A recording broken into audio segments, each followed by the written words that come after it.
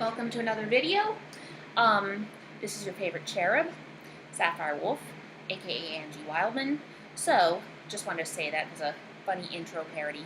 Anyway, I was going to say, I wanted to give a few of my opinions and various little tidbits of stuff. Anyway, I meant to clarify that I made a little bit of mistake in the last video when I said that I and sometimes shift into a fictional character. Individual characters, no, but fictional creatures, yes, sometimes. Yeah, because any fictional creature, any kin type that's got a tail includes any fictional kin type that's got a tail.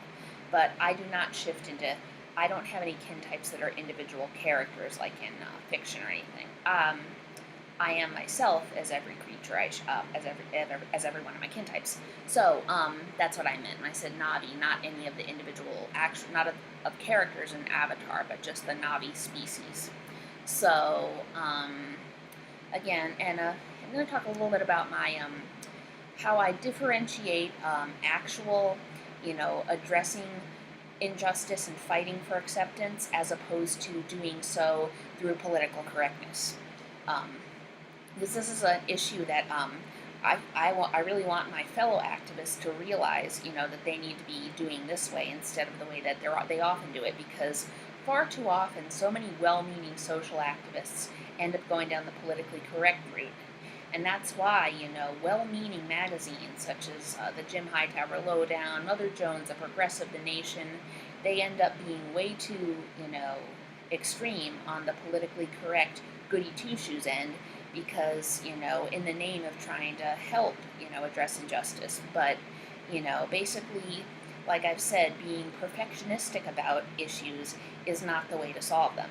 So, one of those ways that I address things is that, like, sometimes in the realm of face and body painting, you will encounter racial stereotyping issues.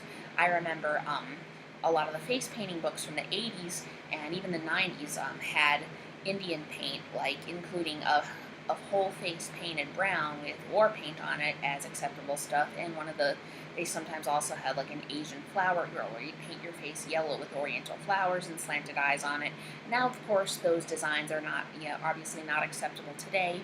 However, there are a few key points when, as a face and body painter, I want to clarify the difference between offensive and not offensive. For one thing, generic tribal face and body paint, as it is not offensive. I do that a lot. I smear, those tribal stripes on my cheeks, forehead, shoulders, chest. I mean, just doing that in and of itself is not offensive to Native Americans or any other tribal people, given that you don't specify that you're an Indian or you're of any tribe. Of course, if you paint that on and then you go, woo, I'm an Indian, that is obviously racist and not acceptable. But if you don't do that, I mean, so many, you can be any, kin or other kin. In fact, one of the, when I was at the second Anthro New England, I was wearing that tribal face and body paint, and some of the other furries could tell off the bat that I'm other kin by the tribal face and body paint.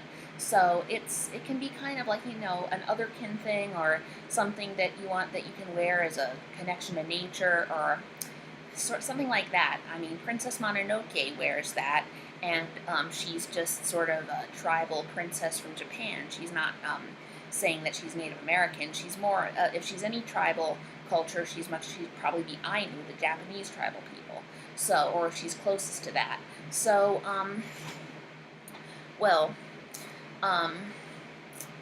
so if you want to paint your face and body in tribal stripes, go for it. Just don't, make any of the offensive Indian stereotypes like the war whooping or, saying stuff like that.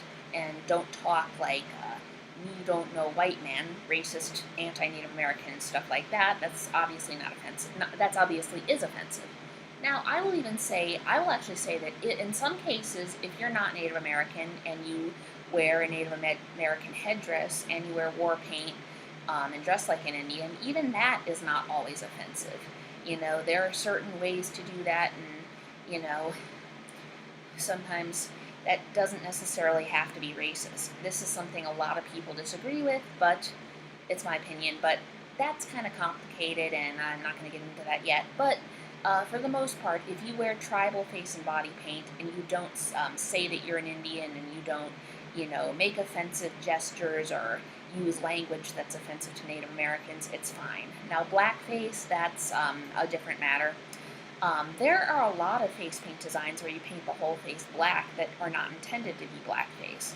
But with that, I'm extremely careful just because society today, I don't want to get in trouble. Say if I was painting at a booth sometime, I wouldn't want to get sued for somebody who found it offensive. So when making sure you don't offend with blackface paint, there are a couple of rules of thumb. For one thing, you wouldn't want to just paint your entire face black just like that and no other designs, because way too many people would take that as racist, even if you didn't intend it to be racist or to be black-faced. Too many people will take it that way. So there are a lot of tribal societies that actually do that. They paint their whole faces black at funerals as like a funerary rite and have the tears wash away as much of the paint as they can. Of course, obviously, this is not blackface. This is a custom in different cultures. And I probably, if, with my friends, if one of us died, which we're hoping doesn't happen soon, and won't happen soon, thankfully, but if it does, I was thinking maybe we would do a funeral and I would do that with my friends, but of course that wouldn't be something I would walk around in public with, because if I did, most people would think it was blackface and too many people would get offended. However, as for designs, like if you paint your face like a black cat and you have nose and whiskers that are visible enough, and I think that that's okay. You have to judge, I honestly don't like how you have to be so careful around the blackface paint, because I don't intend to be racist. I would never, promote hatred or misunderstanding of black people. And I don't necessarily think that painting your whole face black, even just the whole face black with nothing on it, has to be considered racist. It doesn't have to be blackface. It can be interpreted as something else. The only reason I don't do that, and show it in public, or I don't do that at my face painting booths, is because, society and most of the people around, too many people would think it was racist, even if you don't intend it to be. And I don't want to get in possible legal trouble, or, I don't want a lot of people to complain, or I don't want to get a lot of backlash. But, so, that's just how I feel. But, obviously, as with, like, tribal paint, if you paint your whole face black, and you also paint your lips big and wide and red, and you do the blackface buffoon sort of minstrel show, that's obviously racist, and that's not acceptable. So, but if you don't do that, if you just paint your whole face black, or if you paint it black with a few little other details, but not too many other details, I really don't see anything wrong with that. And I'm hoping eventually that, people could really differentiate that between actual blackface. If possibly the world can be saved in a way that's not politically correct, and fellow activists can go the more, balanced route where I'm going, this is the route I'm going to save the world as an activist, as opposed to the really far left, politically correct route, then maybe we could do more black full face paint designs without people worrying that we're offending anybody or that we're trying to offend anybody, and not everyone associating it with blackface.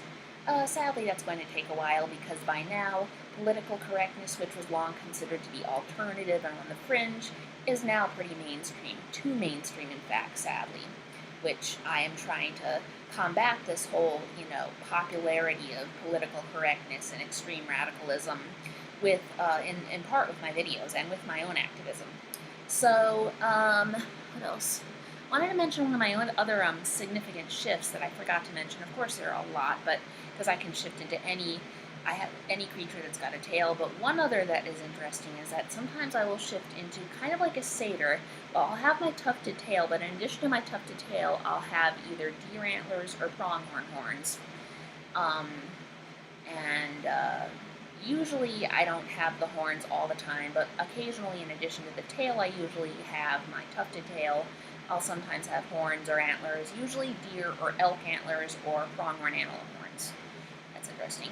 So, okay, I was going to think of something else.